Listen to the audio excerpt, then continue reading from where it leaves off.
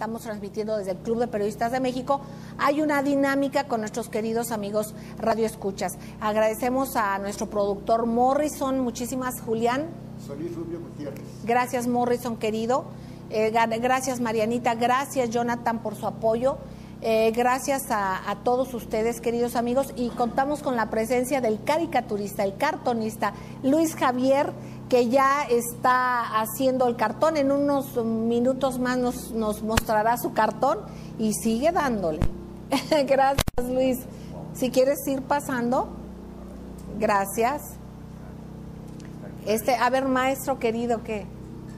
Es un señor que viste de traje. Acá, para que te vean ellos y... Que viste de traje, calvo.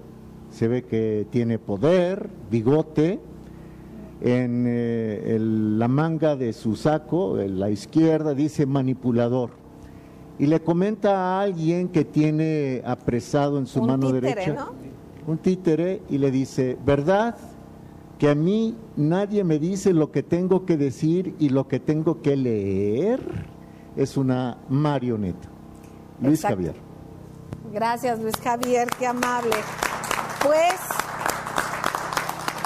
yo quisiera que el doctor Raúl Villegas fuera tan amable, tan generoso en compartirnos su punto de vista, precisamente desde lo que es la manipulación social, y después que nos vaya diciendo, por ejemplo, los principios de la manipulación masiva, doctor querido. No? Ninguna sociedad en el mundo a lo largo de la historia podría mantenerse en pie con todos los problemas que se enfrentan y sobre todo con la dominación de una o unas clases sociales sobre las demás. No podría mantenerse si no es a través de mecanismos especiales que no necesariamente son coercitivos, no necesariamente la represión, sino todos aquellos mecanismos que permiten la difusión de ideas, de valores, de actitudes, de imágenes generales del mundo y de la vida, y que hacen que las clases dominadas, el pueblo trabajador, la gente pobre, acepte como natural esta forma de dominación que se ejerce sobre ellos, lo acepte como un rol que le toca cumplir en la sociedad, porque hay múltiples razones, ninguna de ellas lógicas, muchas de ellas de carácter metafísico, religioso, y que hay además instituciones de la sociedad y del Estado que se encargan permanentemente de estar generando esa actitud que llega en los casos extremos a lo que comentaba nuestra amiga Celeste, un término de Emilio Durkheim que le llamaba anomia, la paralización de la sociedad. ¿Para qué hacer algo si de todas maneras nada se puede lograr? ¿Para qué protestar contra el estado de cosas que padecemos? Sí, pues eso ya está determinado desde antes de que yo naciera. Nada se mueve en el mundo, dicen estas personas, sin la voluntad de Dios. Y si la voluntad de Dios es que yo naciera pobre y muera pobre y herede la pobreza material, intelectual a mis hijos, bueno, pues esa es la voluntad superior y habrá que hacerlo. Todo este conjunto de ideas que paralizan a una sociedad, que le hacen aceptar como natural la dominación de clase, todo este conjunto de ideas se transmiten sistemáticamente a través de aparatos ideológicos del Estado. Podremos hablar más adelante de ello. Ahorita, perdón, que haga un paréntesis, doctor querido, por lo que dicen. Mire, es a la gente pobre, pero también a la gente con dinero. ¿En qué sentido? Hay una derivación religiosa que es el calvinismo, en el cual es, pues ni modo, el que es rico porque así lo quiso Dios. Y el que es pobre, pues es pobre porque así lo quiso Dios.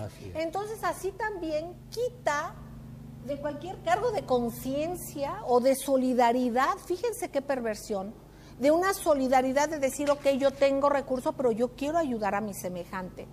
No, es que tú así eres porque así lo decidió Dios por alguna cosa. Entonces, se crea que hay una especie de determinismo que es inevitable, y entonces el rico, si cada vez es más rico y no es solidario ni tiene una conciencia social que es inherente del hombre, pero se las bajan. Entonces, eso también es un círculo en que unos están muy cómodos, a uno les conviene les conviene no como ser humano, como cuestión económica. Y a los otros pues los condena también y los hace que caigan fácilmente en la anomia. Perdón, doctor. Así es, no, en efecto. A este precepto, esta idea de Calvino, le llamó él predestinación. El hombre el ser humano está predestinado para llevar un determinado tipo de vida sin que la pueda modificar desde antes de nacer.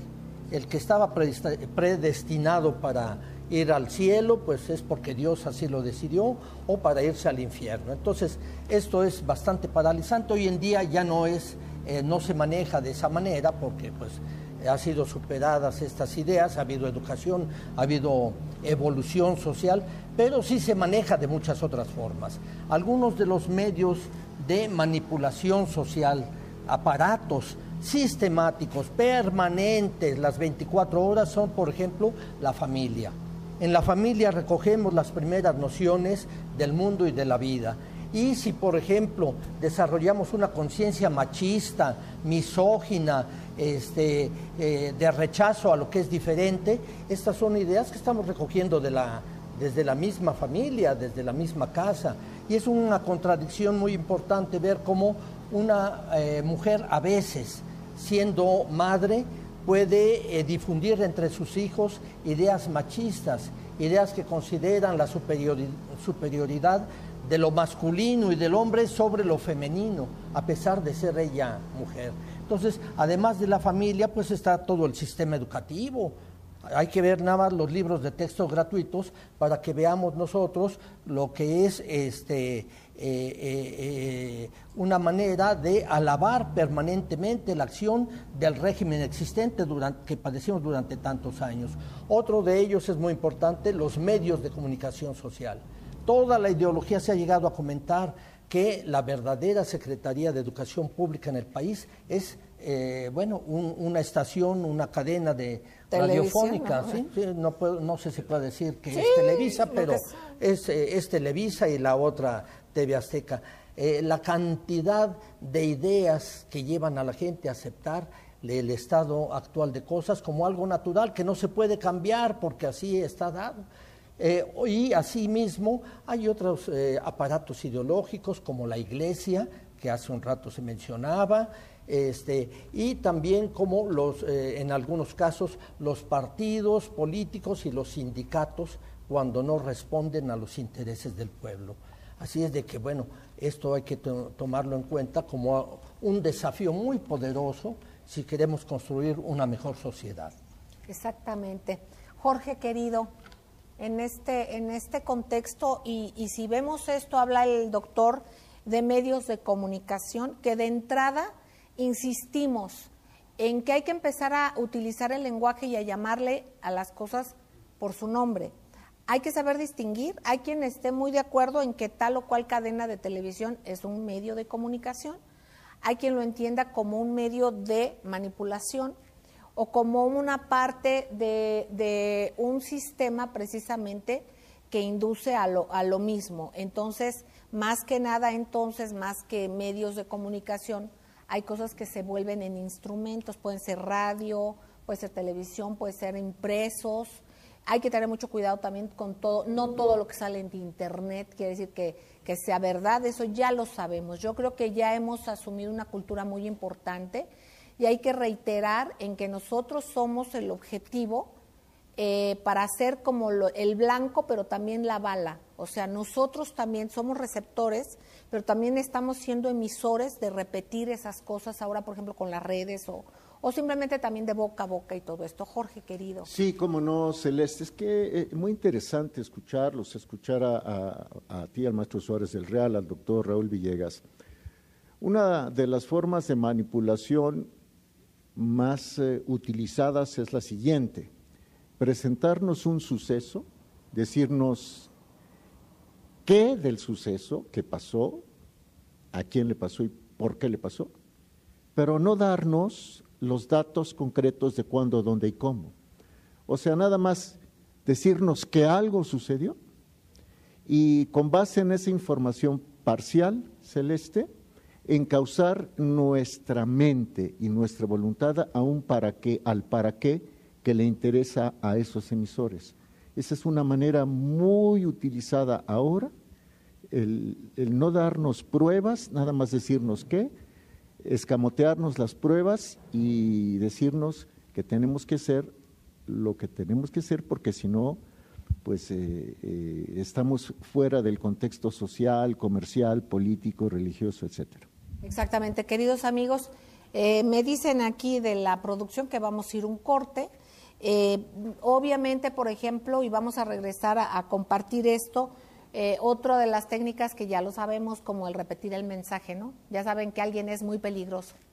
Esto que repetía, ¿no? Que el peligro para México y todo esto, y cómo se asumió, cómo se sembró en el inconsciente de alguien. Vamos a regresar a ver cómo es la mecánica para que de la parte consciente luego ni nos damos cuenta, y hay mecanismos para que lo asumamos como cierto, y después la gente hasta se fanatiza. Lo hemos vivido en México, lo estamos viviendo, esa forma de polarizar tiene una dinámica, y que es que se instale en nuestro subconsciente un mensaje.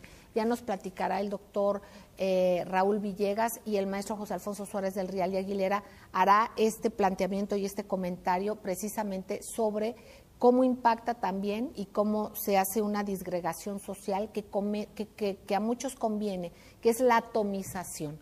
Vamos a un corte y enseguida regresamos. Gracias.